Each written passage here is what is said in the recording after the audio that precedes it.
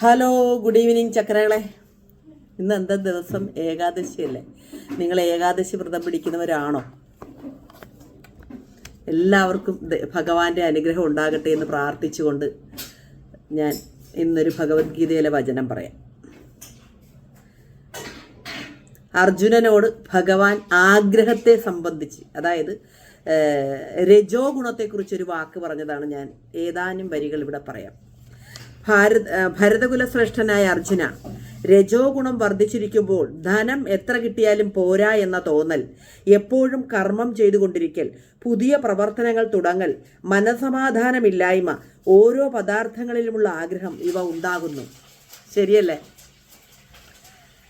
അതായത് സാത്വിക ഗുണമെന്ന് പറയുന്ന ആ ഗുണം ഉള്ളപ്പോഴാണ് നമുക്ക് ആഗ്രഹങ്ങളില്ലാത്തൊരു ജീവിതം. ചിലരെ കണ്ടിട്ടില്ലേ, എന്തൊക്കെ ഉണ്ടെങ്കിലും നമുക്ക് ഇതിൽ നിന്ന് മനസ്സിലാക്കേണ്ട കാര്യം, നമ്മളൊക്കെ രജോ ഗുണമുള്ളവരാണ്. സാത്വിക ഗുണത്തിലേക്ക് വരാൻ നമുക്ക് ഭയങ്കരമായിട്ട് കഠിനമായി പരിശ്രമിക്കേണ്ടി വരും. ഞാൻ ഈ ദിവസം പറയുന്നത് ശ്രദ്ധിച്ചോണം. ഈ രജോ ഗുണം ഉള്ളത് കണ്ടാണ് ഈ ലോകത്ത് ഇക്കണ്ട മത്സരിച്ച് വീട് വെക്കുന്നതും മത്സരിച്ച് ഞാൻ പറഞ്ഞ് ജീവിക്കുന്നത്. രജോ ഗുണം മനുഷ്യന് ഞാൻ പറയുന്നത് ഇത്തിരി അത്യന്താപേക്ഷിതമാണ്. പക്ഷേ രജോ ഗുണം നമുക്ക് ആഗ്രഹങ്ങൾ കൊണ്ട് ദുഃഖമുണ്ടാക്കി തരികയും ചെയ്യും. മനസമാധാനം എന്ന് പറഞ്ഞൊരു ആനന്ദം നിലനിൽക്കാൻ പാടാണ് രജോ ഗുണം ഉണ്ടെങ്കിൽ. ശരിയല്ലേ? നമുക്ക് ഒന്ന് കിട്ടുമ്പം നമ്മളിപ്പോൾ നമ്മളെന്ത് 10 കിട്ടുകിൽ 100 കിട്ടുകിൽ 100 കിട്ടുകിൽ 1000 കിട്ടുകിൽ 1000 കിട്ടുകിൽ 10000 കിട്ടുകിൽ, അപ്പം നമ്മൾ ആദ്യം 10 മതി എന്ന് പറയും, പിന്നെ 100 മതി എന്ന് പറയും, പിന്നെ 1000 മതി എന്ന് പറയും, പിന്നെ 10000 മതി എന്ന് പറയും. അന്നേരവും തികയുന്നില്ല. അടുത്തടുത്ത നമ്മുടെ വരുമാനം കൂടുന്നതനുസരിച്ച് നമ്മുടെ ചിലവുകൾ കൂടിക്കൊണ്ടിരിക്കും. അതിന് നിയന്ത്രണം ഇല്ലാതെ വരും. നമ്മുടെ ആഗ്രഹങ്ങൾ വരുമാനം കൂടുന്നതനുസരിച്ച് വർദ്ധിക്കും. ചെറിയ വീട്ടിൽ നിന്ന് വലിയ വീട്ടിലേക്ക് മാറും. ചെറിയ കാറിൽ ബൈക്ക് ഓടിച്ചിരുന്നവൻ കാറിലേക്ക് മാറും. കാർ ഓടിച്ചിരുന്നവൻ ഏറ്റവും മുന്തിയ ദിനം കാർ വാങ്ങും. ഇതാണ് രജോ ഗുണത്തിൻ്റെ ഗതി. അതിൽ ഈ രജോ ഗുണം നിറഞ്ഞു നിൽക്കുമ്പോൾ നമുക്ക് ഇങ്ങനത്തെ ആഗ്രഹങ്ങൾ, ഒടുങ്ങാത്ത ആഗ്രഹങ്ങളായിരിക്കും. അതേസമയം സ്വാധ്യ ഗുണം എന്ന് കഴിയുമ്പോൾ ഇതൊന്നും വേണ്ടെന്ന് തോന്നത്തില്ല, ഇതൊന്നും വേണമെന്ന് തോന്നത്തില്ല, ഈ ഉള്ളതിലൊന്നും ഒരു സന്തോഷവും തോന്നത്തില്ല. ഒരു സംതൃപ്തമായ എന്തുണ്ടേലല്ല എന്നുള്ളൊരു എല്ലാം ൊരു കൂൾ മനോഭാവം നിലനിർത്താൻ പറ്റും. മനോനിയന്ത്രണം കൈവരിച്ചവന് മാത്രമേ സ്വാത്വിക ഗുണത്തിലിരിക്കാൻ പറ്റത്തുള്ളൂ. അതേസമയം രജോ ഗുണം വർദ്ധിച്ചവൻ എന്നെ പോലെ കാണുന്നതിലെല്ലാം ആക്രാന്തം. ഏത് നല്ലത് കണ്ടാലും തല ഇങ്ങനെ കണ്ണും പോകും. എൻ്റെ ഇന്നലെ ഞാൻ മിലൻ കൊച്ചിയിൽ പോയിരുന്നു. അവിടെ ഒരു ബ്രാൻഡഡ് വെഡ്ഡിങ് ആഭരണങ്ങളും സാരി, അതിൻ്റെയൊക്കെ ഒരു എക്സിബിഷൻ പോലെയായിരുന്നു. അവരങ്ങനെ ആളുകളെയൊക്കെ ക്ഷണിച്ചിട്ട് അവരുടേതായ കസ്റ്റമറുടെയൊക്കെ ഒരു സന്ദർശനം, അവരെല്ലാവർക്കും ഒരു ക്ഷണം ഉണ്ടായിരുന്നു. അങ്ങനെ ആ കൂട്ടത്തിൽ ഞാനും ഉണ്ടായിരുന്നു. അപ്പം ഞാനും അവിടെ പോയി. ആഭരണങ്ങളൊക്കെ കണ്ട്, മോനെ ആ ബ്രാൻഡിൻ്റെ പേരെന്തുവാടാ? കരൺ ചോഹറിൻ്റെ ആഭരണങ്ങൾ. എൻ്റെ ദൈവമേ, ഞാനോർത്ത് എനിക്ക് ഇങ്ങനത്തെ ബ്രാൻഡ് ആഭരണങ്ങളൊന്നും അറിയത്തില്ല കേട്ടോ. അവർ ജാടയിൽ തൊട്ടിട്ട് കാര്യമില്ല. എനിക്ക് അങ്ങനത്തെ ആഭരണങ്ങളൊന്നും അറിയത്തില്ല. ഞാൻ അവിടെ ചെന്ന് ഒരു കളിപ്പീര് പറ്റി ചക്കരകളെ. അവിടെ ചെന്നപ്പോൾ ഷേർലി ഓർത്ത്, ഞാനിത് എടുക്കാൻ ചെന്നായിരിക്കും ഓർത്ത് എനിക്കൊരു കമ്പനി സെലക്ട് ചെയ്തു. അപ്പോൾ ഞാനോട് തന്നെ 10,000, 15,000, 20,000 താഴെയുള്ളതാണെങ്കിൽ ഒരു കുഞ്ഞ് കമ്പലെടുക്കാൻ നോക്കും. എൻ്റെ ചക്കര ഞാനൊരു കമ്പലെടുത്ത് 1,70,75,000 രൂപ. ഞാൻ അവിടെ അതിൻ്റെ വില പറഞ്ഞു കേട്ടപ്പോൾ ഞാൻ തന്നെ ബോധം കെട്ടുപോയി. കാരണം എനിക്ക് പൈസ ഉണ്ടെങ്കിൽ പോലും ഞാൻ അങ്ങനത്തെ എടുക്കത്തില്ല. ഞാൻ അവിടെ എത്തി. എനിക്ക് അത്ര കാശ് കളയാനൊരു വിഷമം. എന്നാൽ എനിക്ക് ഇടേണ്ടത് തന്നെയാണ്.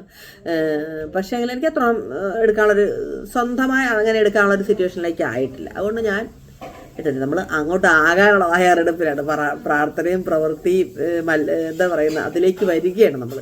പക്ഷേങ്കിൽ അത് കണ്ടാലും നമുക്കതിനൊരു ആഗ്രഹം തോന്നില്ല. അതുകൊണ്ട് തന്നെ അത് കാണാൻ പോയത്.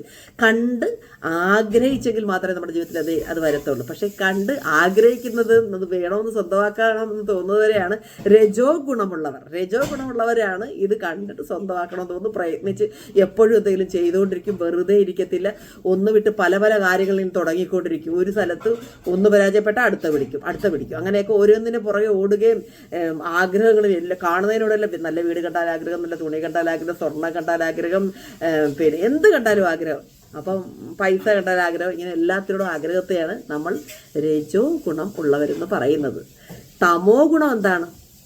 തമോ ഗുണം മോശ സ്വഭാവമുള്ളവർ, കൂടെ നിൽക്കുന്നവർ, ചതിക്കുന്നവർ, അന്യൻ്റെ മുതൽ ആഗ്രഹിക്കുന്നവർ, മോശം എന്ത് ജീവിതത്തിൽ നമ്മൾ മോശമായി വെറുക്കപ്പെടുന്നു അത് കൊലപാതകം ചെയ്യുന്നവർ, ആരെങ്കിലും ചതിക്കുന്നതും പറ്റിക്കുന്നതൊക്കെ ചെയ്യുന്ന ആൾക്കാർ എല്ലാവരെയും നമ്മൾ തമോ ഗുണമുള്ളവരായിട്ട് പറയും. സാത്വിക ഗുണം, തമോ ഗുണം, രജോ ഗുണം, 3 ഗുണത്തിൽപ്പെട്ട മനുഷ്യരുണ്ട് നമ്മുടെ കൂടെ. അത് നമുക്ക് തിരിച്ചറിയാൻ പറ്റും. ഒന്നിലും ആഗ്രഹമില്ലാതെ എത്ര പൈസ ഉണ്ടെങ്കിലും നന്നായിട്ട് ഒരുങ്ങാതെ, ഒരു വസ്ത്രം കൊടുക്കാതെ, ഒന്നും ശ്രദ്ധിക്കാതെ നടക്കുന്നവരാണ് സാത്വിക ഗുണമുള്ളവർ എന്ന് ഞാൻ പറയും. നല്ല കാര്യം മാത്രമേ ചെയ്യത്തുള്ളൂ, എപ്പോഴും നല്ല ക്ഷമയോടുകൂടി ചിന്തിച്ച് ആലോചിച്ച് എന്ത് പറയത്തുള്ളൂ ചെയ്യത്തുള്ളൂ, ആരെയും ഉപദ്രവിക്കത്തില്ല. അങ്ങനെ സാത്വിക ഗുണത്തിലേക്ക് വരാൻ നമ്മൾ ഒരുപാട് പരിശ്രമിക്കണം. ഈ ജന്മത്തിലാവുകയെന്നറിഞ്ഞില്ല, അങ്ങനെ ആകത്തില്ല. ഇനി ഞാൻ വേറെ കാര്യം പറയാം. ഇന്ന് എല്ലാവരും എന്നോട് ചോദിക്കും ഏകാദശി വ്രതം എന്താ പിടിക്കാത്തത്, ഏകാദശി വ്രതത്തെക്കുറിച്ച് രുചി എന്ന് പറയാം. എന്തുകൊണ്ടാണ് ഞാൻ പറയുന്നറിയാം, ഞാനത് പറയുമ്പോൾ അതിന് ഞാൻ പ്രേരിപ്പിച്ചതിന് മതം അങ്ങനെയൊന്നും പറയേണ്ടെന്ന് ഓർത്തിട്ട് അങ്ങനെയൊക്കെ പറയുന്നുണ്ട് ആളുകൾ. ഞാൻ പിന്നെ എന്താണ് എപ്പോഴും അങ്ങനെയൊക്കെ പറയുന്നു ആളുകൾ. ദൈവവിശ്വാസത്തിലേക്ക് വരുന്നത് നല്ലതാണെന്നാണ് ഞാൻ പഠിച്ചിരിക്കുന്നത്. എൻ്റെ അനുഭവങ്ങളിൽ നിന്ന് പഠിച്ചൊരു കാര്യമാണ്, മറ്റുള്ളവർ പറഞ്ഞു തന്നല്ല. അതുകൊണ്ടാണ് ദൈവവിശ്വാസത്തെക്കുറിച്ച് നിങ്ങൾക്ക് പറഞ്ഞു തരുന്നത്. അതിനൊക്കെ ഒരു മോശം വശത്തിൽ സംസാരിക്കുന്നവരും ഉണ്ട്. അപ്പോൾ ഞാൻ നിങ്ങളെ ഇനി നിർബന്ധപൂർവ്വം പറഞ്ഞിട്ട് ഇനി ഏകാദശി വ്രതം പഠിപ്പിച്ചെന്ന് പറയണ്ട, അതുകൊണ്ട് തന്നെ മിണ്ടാതിരുന്നു. പക്ഷെ ഞാനൊരു കാര്യം പറയട്ടെ. ഇല്ല മോനെ, ഞാനിത് മഞ്ഞളാ. ഏകാദശി വ്രതം ഞാൻ പിടിക്കാൻ, എനിക്കത് കഠിനമായ വ്രതമാണ്. ഞാൻ ഒരിക്കലും ഇത് പിടിച്ച് എനിക്ക് ഭയങ്കര തലകറക്കവും എനിക്ക് വിറവലായിരുന്നു. ഭക്ഷണമൊന്നും അത്ര കഴിക്കാതെ ഏറ്റവും കുറഞ്ഞ 3 ദിവസമെങ്കിലും ഇത് പിടിക്കണമല്ലോ. ആ 3ാമത്തെ ദിവസമൊക്കെ എന്ന് പറഞ്ഞാൽ എനിക്ക് ഭയങ്കരമായിട്ട് അരിയാഹാരം കഴിക്കാൻ പാടില്ല. അങ്ങനെ നമ്മൾ വളരെ റിസ്ക്കാണത് പിടിക്കുക എന്ന് പറഞ്ഞാൽ. അത് പിടിക്കുന്ന ഒരു കഴിവ് വേണം, അല്ല ചുമ്മാതെ ഒരു വ്രതം പിടിച്ചിട്ട് അതിൻ്റെ ഫുള്ളായിട്ടുള്ള ഇതിൽ പിടിക്കണം. ഞാൻ ഒരു വട്ടം പിടിച്ചിട്ടുണ്ട്, പിന്നെ ഞാൻ അതിന് ശ്രമിച്ചിട്ടില്ല. ഒരു വട്ടം ഞാൻ സ്കന്ദഷഷ്ടി എടുത്തായിരുന്നു. വ്രതം എടുത്തിട്ട് ഞാൻ മഞ്ഞൾ അടുക്കളയിൽ നിന്ന് എടുത്തിട്ടാണ് ഞാനിത് തൊട്ട് വെച്ചിരിക്കുന്നത്. അപ്പോൾ ഇതൊക്കെയാണ് എനിക്ക് ഇന്ന് പറയാനുള്ള ചക്ര. അതുകൊണ്ടാണ് ഞാൻ വ്രതം പിടിക്കാഞ്ഞത്. വ്രതം പിടിക്കുന്ന നല്ലതാണ്, അതിന് ഇഷ്ടമുള്ളവർക്ക് പിടിക്കുക. മത്സ്യമാംസാദികളൊക്കെ ഒഴിവാക്കി നമ്മുടെ വീട്ടിലൊരു ജസ്റ്റ് മുട്ട പോലും പൊരിക്കും. നമ്മളൊരു ഏകാദശി വ്രതം എന്ന് പറഞ്ഞാൽ ഭയങ്കര സൂപ്പറായിട്ട് ചെയ്യണ്ടേ. നമ്മുടെ വീട്ടിൽ അതിരാവിലെ എഴുന്നേക്കണം, രാവിലെ കുളിച്ച് പ്രാർത്ഥന തുടങ്ങണം, വീട്ടിലുള്ളവരെല്ലാം ഒരേപോലെ ആയിരിക്കണം, ഭക്ഷണം പാകം ചെയ്യുന്ന പോലും.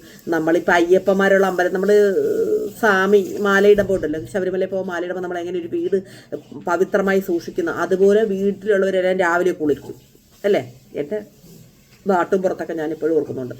അതിരാവിലെ മാല ഇട്ടവർ വീട്ടിലുണ്ടെങ്കിൽ രാവിലെ തന്നെ എല്ലാവരും ഒരേപോലെ കുളിച്ചിട്ട് കുളിച്ചിട്ടുള്ള ഒരാളാണ് രാവിലെ കയറി ഭക്ഷണം പാകം ചെയ്യുന്നത്. ആ ഭക്ഷണം പാകം ചെയ്ത് ആ കുളിച്ച ആളാണ്. മീനൊന്നും മേടിക്കത്തില്ല. 18 ദിവസമൊക്കെ ഏറ്റവും കുറഞ്ഞ നോയമ്പെടുക്കും. അപ്പം മീനൊന്നും ആ ദിവസം മുഴുവൻ മേടിക്കത്തില്ല. എന്നിട്ട് പച്ചക്കറി മെഴുക്കുവരട്ടി ഒക്കെ ആയിരിക്കുമല്ലോ. എന്നിട്ട് അങ്ങനെ സാമ്പാർ മോരൊക്കെ തന്നെ കഴിക്കണം നമ്മൾ. എന്നിട്ട് ഇതേപോലൊരു ഇത് തന്നെയാണ് ഇതും. രാവിലെ വീട്ടിലുള്ളവർ ഒരുമിച്ച് നിന്നിട്ട് വേണം ഏകാദശി വ്രതമൊക്കെ പിടിക്കാൻ. അതിനിപ്പോൾ ഒരു സാഹചര്യം എനിക്ക് ശരിയല്ല. അതുകൊണ്ട് ഇനി വരും പോകെ ചിലപ്പോൾ നമ്മൾ കുറച്ചുകൂടെ പ്രായമൊക്കെ ആകുമ്പോൾ അതിനോടൊരു സമയമാവുമെന്ന് വിചാരിക്കുന്നു. അല്ലാതെ ഞാൻ പിടിക്കാൻ ചിട്ടാ, എനിക്ക് അതിൻ്റെ ഒരു ആത്മാർത്ഥതയോടുകൂടി ചെയ്യാൻ പറ്റാത്തത് കൊണ്ടാണ്. പിന്നെ ഗുരുവായൂരൊക്കെ പോയിരിക്കുന്നവർക്ക് എല്ലാവർക്കും ഭഗവാന്റെ അനുഗ്രഹം. കൃഷ്ണക്ഷേത്രങ്ങളിൽ മുഴുവൻ പോയിരിക്കുന്നവർക്ക് എല്ലാവർക്കും, അതിൻ്റെ മഹാവിഷ്ണു ക്ഷേത്രത്തിലും കൃഷ്ണൻ്റെ അമ്പലത്തിലൊക്കെ പോയിരിക്കുന്നവർക്ക് എല്ലാവർക്കും എല്ലാ അനുഗ്രഹങ്ങളും കിട്ടട്ടെ എന്ന് പ്രാർത്ഥിക്കുന്നു. ഇന്നെനിക്ക് പറയാൻ ഇതാണ്. ഭരതകുലശ്രേഷ്ഠനായ അർജുന, രജോ ഗുണം വർദ്ധിച്ചിരിക്കുമ്പോൾ ധനം എത്ര കിട്ടിയാലും പോരാ എന്ന തോന്നൽ ശരിയല്ലേ. നമുക്ക് എത്ര കിട്ടിയാലും 100 ചിലവായിരിക്കും. ഒരു സ്ഥലത്ത് നമ്മളെല്ലാം റെഡിയാക്കി വരുമ്പോൾ മറ്റേ സ്ഥലത്ത് വിട്ടുപോകും അല്ലേ.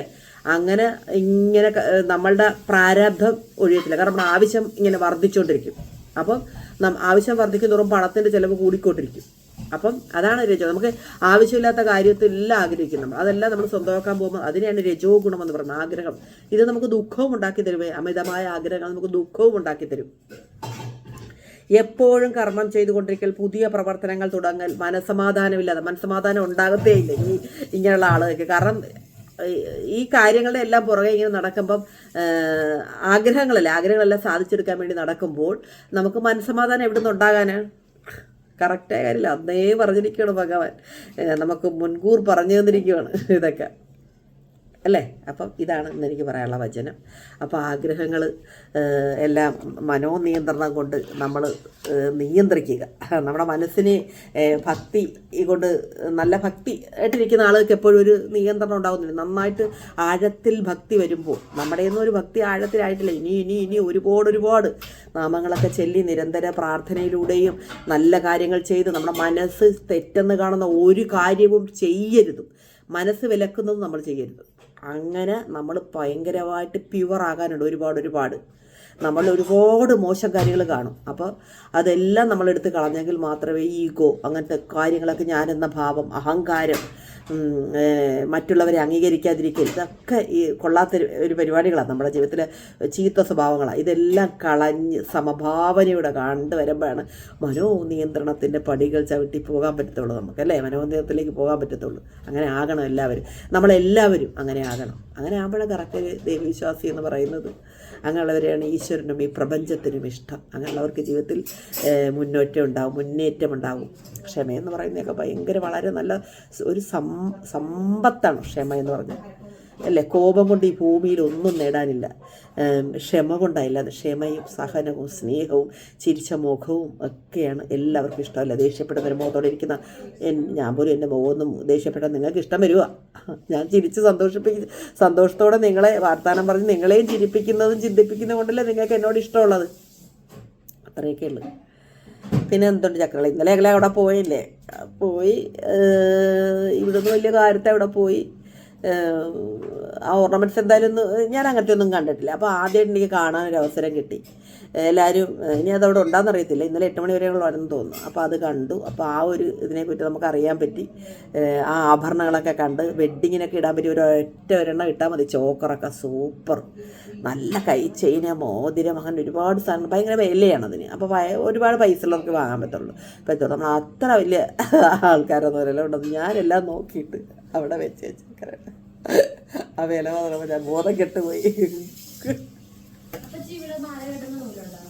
ഇല്ല, അമ്മൂനോട് ചോദിച്ചു. ഞാൻ ഭഗവാന് മാലയൊക്കെ ഇട്ട് വിളക്കൊക്കെ കത്തിച്ച് ഉണ്ടല്ലേ, മാലയൊക്കെ കെട്ടി, അല്ല മാല മേടിച്ച് മുല്ലമുട്ട്, നല്ല വിരിയാത്ത മുട്ട് കിട്ടി. അതുകൊണ്ട് മാലയൊക്കെ ഇട്ട് ഒരുക്കി നല്ല സുന്ദരനായിട്ട് ഞാൻ വെച്ചിട്ടുണ്ട്.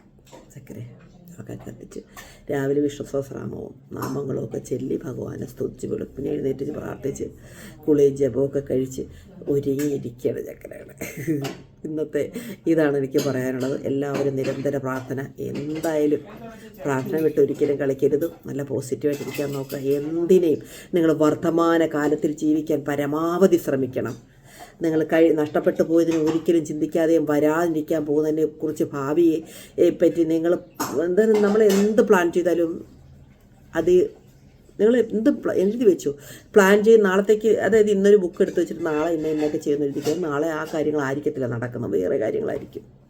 അപ്പം പ്ലാൻ ചെയ്യുന്നതല്ല നടക്കുന്നത്. അപ്പോൾ എന്ത് ചെയ്യണം? നമ്മുടെ മുന്നിലേക്ക് വരുന്നതിനെ നമ്മൾ സന്തോഷത്തോടെ സ്വീകരിച്ചിട്ട് നമ്മൾ അപ്പം എടുക്കുക, എന്തെങ്കിലും ആ ഒരു തീരുമാനം നല്ലതായിരിക്കണം. നമുക്ക് നാളെ ദോഷം വരുന്ന ഒരു കാര്യങ്ങൾ നമ്മളത് ആലോചിക്കാതെ തീരുമാനം എടുക്കല്. ഇപ്പം നമ്മൾ തൽക്കാലം ഒരു സന്തോഷത്തിന് വേണ്ടിയിട്ട് നമ്മൾ ഒരു തീരുമാനങ്ങളും കൈക്കൊള്ളരുത്. ഈ തൽക്കാല സന്തോഷം നാളെ വലിയൊരു വിനയായിട്ട് നമ്മളെ കാത്തിരിക്കരുത്. അതൊക്കെ എപ്പോഴും സൂക്ഷിച്ച് കൈകാര്യം ചെയ്യണം. അങ്ങനെയൊക്കെ ഞാനും ഒക്കെ തീരുമാനങ്ങൾ എടുത്തിട്ടുണ്ട്. നല്ല ചില കാര്യങ്ങൾക്കൊക്കെ നമ്മൾ പിന്നീട് ആലോചിച്ചപ്പോൾ അത് തെറ്റായി പോലും എന്ന് തോന്നിയിട്ടുണ്ട്. അത് വലിയൊരു കുരിശായി തീർന്നിട്ടുണ്ട്. അതുകൊണ്ട് അതൊക്കെ വളരെ സൂക്ഷിച്ച് തെറ്റായ തീരുമാനങ്ങൾ എടുക്കാതിരിക്കാൻ നോക്കണം. ഇതൊക്കെ ആത്മീയത ഉണ്ടെങ്കിൽ, നന്നായിട്ട് നമ്മൾ പ്രാർത്ഥന, അതിലൊരു സ്ഥിരതയൊക്കെ ഉണ്ടെങ്കിൽ നമ്മളിൽ നിന്ന് ഇങ്ങനത്തെ ചീത്ത പ്രശ്നങ്ങളെല്ലാം, സ്വഭാവങ്ങളും ചീത്ത ഹാബിറ്റുകളൊക്കെ മാറിപ്പോയി നമ്മൾ പയ്യെ ഇതേ പറഞ്ഞാൽ സ്വാത്വിക ഗുണത്തിലേക്ക് പയ്യെ വരും. നമ്മൾ കുറച്ച് കഴിയുമ്പോൾ നമ്മൾ ഈ ആഗ്രഹങ്ങളും ഇതുമെല്ലാം രജോ ഗുണം എന്ന് പറയുന്ന സാധനം നമ്മളിൽ നിന്ന് വിട്ടു പോകുമ്പോൾ ഇതെല്ലാം പോകും. ഈ രജോ ഗുണത്തിൽ നിന്ന് സാത്വിക ഗുണത്തിലേക്ക് കയറാൻ നമ്മൾ ഓരോരുത്തരും പരിശ്രമിച്ചുകൊണ്ടിരിക്കണം. നിരന്തര പ്രാർത്ഥന, നല്ല ക്ഷമ, ഇതെല്ലാം ഉണ്ടെങ്കിൽ നമുക്ക് അങ്ങോട്ട് എത്താൻ പറ്റത്തുള്ളൂ. ഈ ഭൂമിയിലുള്ളതെല്ലാം വെറും ഭൗതികമായി കാണുന്ന ഒന്നും ശാശ്വതമല്ല. അങ്ങനത്തെ ഒരു ദൈവവിശ്വാസത്തിലേക്ക് ആഴ്ന്നിറക്കിയെടുക്കുമ്പോൾ നമുക്ക് അങ്ങനത്തെ ഒരു ആനന്ദം അനുഭവിക്കുന്നതൊന്നും ശാശ്വതമല്ല എന്ന് നമുക്ക് മനസ്സിലാവും. സന്തോഷത്തോടെ ഇരിക്കാൻ പറ്റും നമുക്ക്, കേട്ടോ. ഒന്നും കണ്ട് നമുക്ക് അഹങ്കരിക്കണമെന്ന് തോന്നത്തില്ല, ഞാനെന്ന ഭാവം തോന്നത്തില്ല. നമുക്ക് എല്ലാവരെയും സമഭാവനയെ കാണാൻ പറ്റും. മറ്റുള്ളവരുടെ വലിയ കുറ്റങ്ങൾ പോലും നമുക്ക് നിസ്സാരവൽക്കരിക്കാൻ പറ്റും, ക്ഷമിക്കാൻ പറ്റും. മനസ്സിലായി, തെറ്റുകൾ ചെയ്യാതിരിക്കാൻ പറ്റും. അങ്ങനെ ആകട്ടെ. എല്ലാവർക്കും ഒരു നല്ല ദിവസം ആശംസിക്കുന്നു. ഇന്ന് ഏകാദശി വ്രതം പിടിച്ചിരിക്കുന്ന എല്ലാവർക്കും നല്ലത് വരട്ടെ. ദീർഘായുസ്, ആരോഗ്യം, സമ്പൽ സമൃദ്ധി, മനസ്സമാധാനം, സന്തോഷം, അവരുടെ എല്ലാ ആഗ്രഹങ്ങളും എല്ലാം ഭഗവാൻ നിറവേറ്റി കൊടുക്കട്ടെ എന്ന് പ്രാർത്ഥിച്ചുകൊണ്ട് ഓക്കെ, ടാറ്റ, ബൈ ബൈ. ചിരിക്കുന്ന വീഡിയോ ആയിട്ട് വരാവേ, കേട്ടോ. ഓക്കെ.